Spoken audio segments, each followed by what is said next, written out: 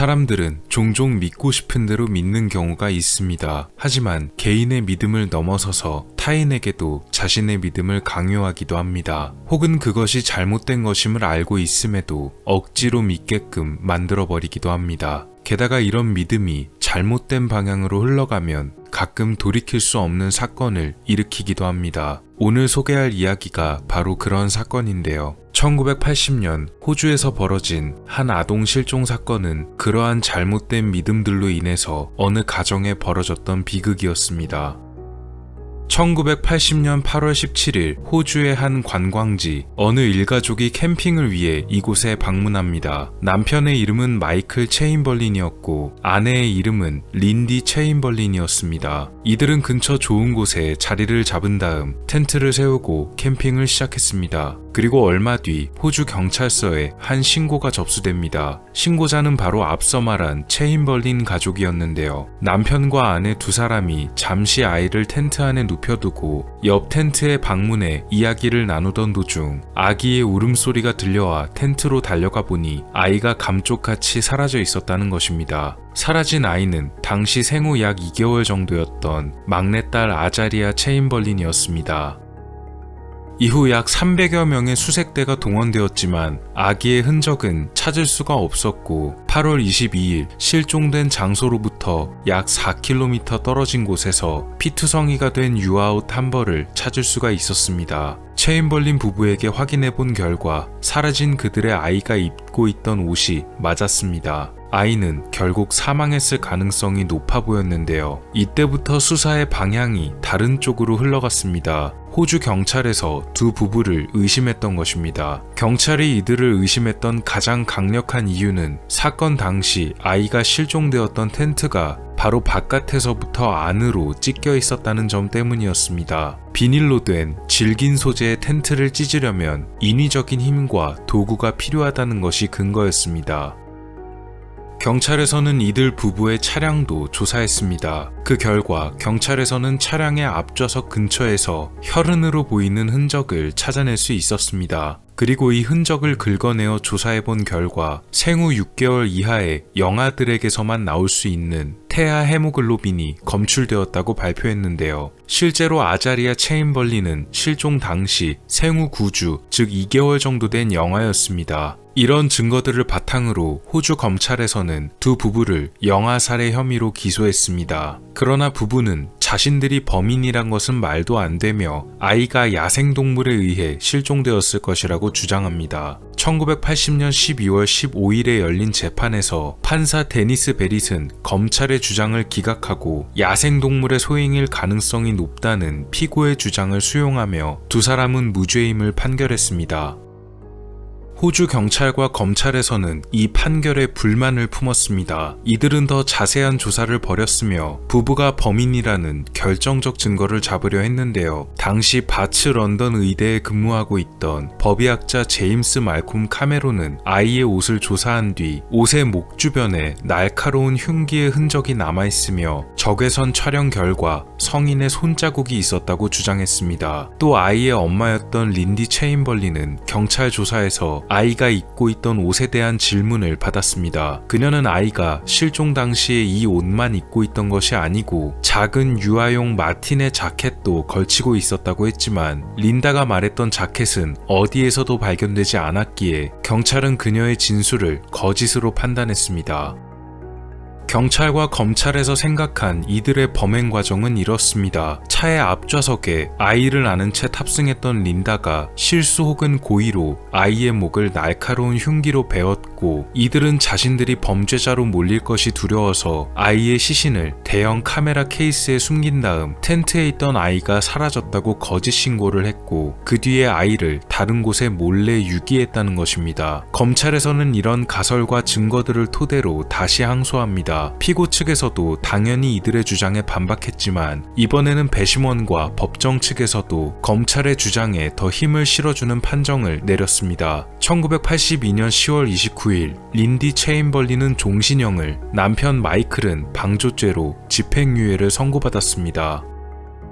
갑자기 1심과 다른 판결이 내려졌던 데에는 경찰과 검찰의 증거 제시뿐만이 아니고 또 다른 이유들이 강하게 작용했던 것으로 보입니다. 바로 이들 부부에 대한 여러 가지 루머들이 언론 매체를 통해서 널리 퍼졌던 것인데요. 이 루머들 때문에 특히 배심원단들 사이에서는 부부에 대한 여론이 비교적 좋지 못했다고 합니다. 해당 사건을 대서특필했던 신문사들에서는 연이어 여러 가지 자극적인 이야기를 쏟아냈는데요. 아내 린디가 아기가 실종되었음에도 불구하고 전혀 슬퍼 보이지 않는다는 기사를 실기도 했습니다. 게다가 부부의 종교를 문제 삼기도 했습니다. 남편 마이클의 직업은 목사였는데요. 그런데 그가 일반적인 개신교의 목사가 아니고 특정 종교의 목사였다는 점을 문제 삼았습니다. 이 특정 종교는 당시에도 생소한 이름이었는데요. 그 바람에 사람들이 이 특정 종교단체에 대해서 아이를 제물로 삼는 종교라는 헛소문을 퍼뜨리며 부모가 아이를 희생시켰다는 내용으로 퍼지기도 했습니다. 또한 자신을 마이클과 린디 부부의 이웃이라고 밝힌 어느 익명의 인물이 신문에 제보를 하기도 했는데요. 바로 린디가 평소에 딸 아자리아에게 검은색 드레스를 자주 입혔다는 내용이었습니다. 여자아이들에게는 대부분 밝은색 옷을 입히는데 그와는 반대로 어두운 계통의 드레스였고 보통은 장례식 등에서나 입는 색상이었기 때문에 이 제보 역시도 매우 부정적인 여론을 불러일으켰습니다. 이미 죽음을 계획한 것이 아닌가 하는 의견이었습니다. 이런 여러 가지 소문들로 인해서 여론은 마이클과 린디 부부에게 부정적으로 흘러갔고 배심원들 역시도 검찰의 손을 들어주게 된 것으로 보입니다. 1983년 4월에 호주 대법원에서 재판을 다시 하라고 요청했지만 고등법원에서는 이 요청을 다수결로 기각했다고 합니다.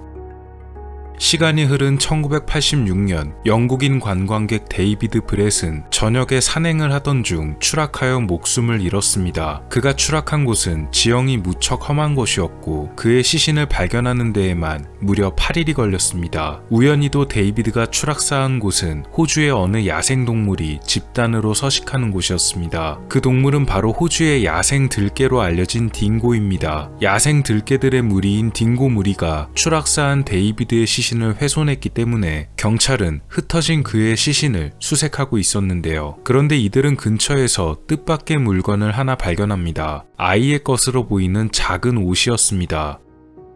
이 옷은 바로 린디가 경찰 조사에서 언급했던 옷이었는데요. 바로 아자리아가 실종 당시 걸치고 있었다고 했지만 수색 단계에선 발견되지 못했던 마틴의 재킷이었습니다. 이 옷의 발견으로 인해 경찰과 검찰, 법원이 뒤집어졌는데요. 즉 아자리아의 실종은 린다와 마이클 부부가 아닌 진짜로 야생동물 딩고들의 소행이었던 것입니다. 호주 수석 장관은 즉시 린디의 석방을 명령했으며 그녀와 남편의 재판을 다시 재개하라고 요구했습니다. 1988년 9월 15일 호주의 형사법원에서는 린디와 마이클 체인벌린에 대한 모든 혐의를 거두고 이들에게 내려졌던 유죄 판결과 죄목들에 대해서 만장일치로 무죄, 무혐의를 선고했습니다.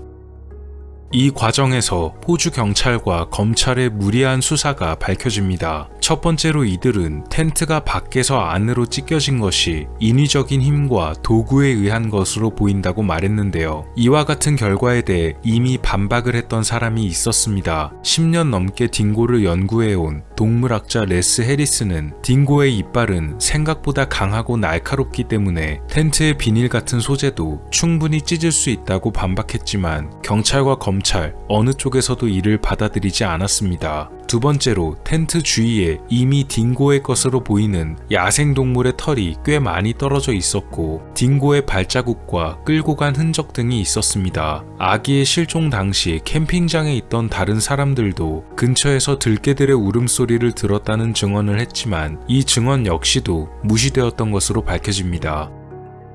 세 번째로 이들의 차량 안에서 발견된 혈흔 역시 조사에 큰 오류가 있었음이 밝혀집니다. 테스트 결과 태아 헤모글로빈 성분이 혈흔에서 검출되었다는 결과가 발표되었지만 이 테스트는 무척이나 불안정했기 때문에 성인의 혈액으로도 같은 결과가 측정되었다고 합니다. 결정적으로 이것은 혈흔도 아니었다고 하는데요. 페인트와 같은 붉은색 도료였다고 합니다. 그러니까 이 혈액 테스트 자체가 혈액이 아닌 다른 물질도 혈액으로 인식해버려서 유사한 결과를 내놓는 엉터리 조사였던 것입니다. 무죄 판결을 받고 석방된 이후에도 이들 부부의 삶은 그다지 순탄치 못했습니다. 체인벌린 부부는 부당한 투옥에 대한 보상금으로 130만 호주 달러를 배상받았는데요. 반면 이들 부부가 그동안 썼던 변호사 비용은 거의 400만 호주 달러가 넘어갔다고 합니다. 소송 비용의 겨우 3분의 1 정도가 되는 터무니없이 적은 돈을 보상금으로 지불받았던 것입니다. 게다가 린디는 재판 당시 아이를 임신 중이었는데요. 유죄 판결을 받고 감옥에 있던 도중이었기 때문에 아이를 교도소에서 출산해야만 했습니다. 남편 마이클 역시도 범죄를 도왔다는 판결 때문에 목사를 그만둬야만 했다고 전해집니다. 결국 이들의 부부 사이는 점점 멀어져 갔고 끝내 나중에는 이혼까지 하게 되었다고 하네요. 이 사건을 바탕으로 만들어진 영화들도 있습니다. 1988년에는 미국과 호주의 합작으로 만들어진 어둠 속의 외침이라는 작품도 나왔으며 1984년에 만들어진 레이저백이라는 작품도 있습니다. 이 중 레이저백이라는 작품은 특이하게도 액션물인데요. 식인 멧돼지에게 아이가 잡아먹히게 되고 범인이란 누명을 쓴 주인공이 분노해서 멧돼지에게 직접 복수한다는 내용입니다.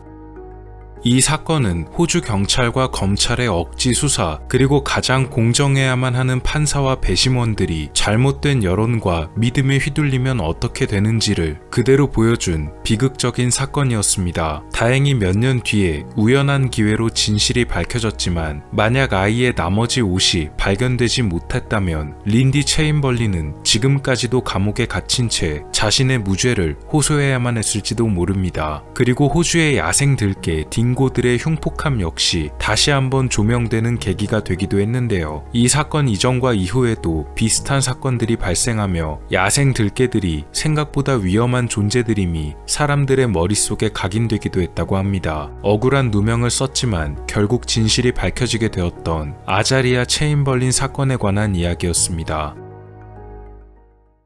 오늘 미스터리 어떠셨나요? 영상을 재밌게 보셨다면 채널에 방문하셔서 더 많은 영상을 시청해보세요. 미스터리 큐브였습니다. 감사합니다.